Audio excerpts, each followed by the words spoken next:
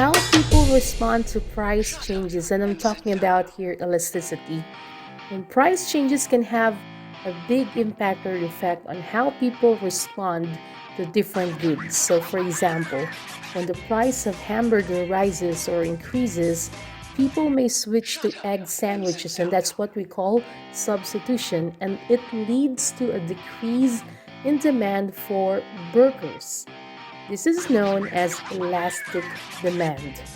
On the other hand, when the price of a necessity, and that necessity can be food, utility, communications, housing, medicine, education, and if a necessity rises like bus fares, people may not adjust their demand. So this is known as inelastic demand.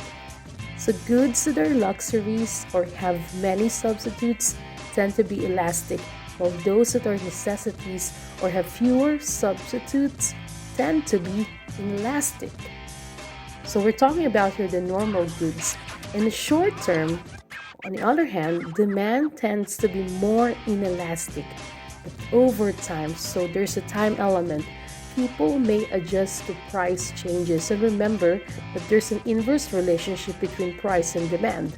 So for example, in 1970s, the oil-producing countries tried to keep the oil price high to earn large revenues. Large revenue means large profit.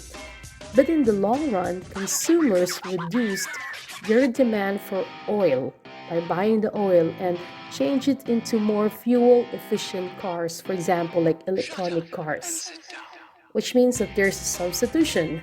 So to sum up, people respond differently to changes in prices for different goods. And necessities tend to be inelastic, which means that the change in price has no or little effect on demand, while luxuries tend to be elastic.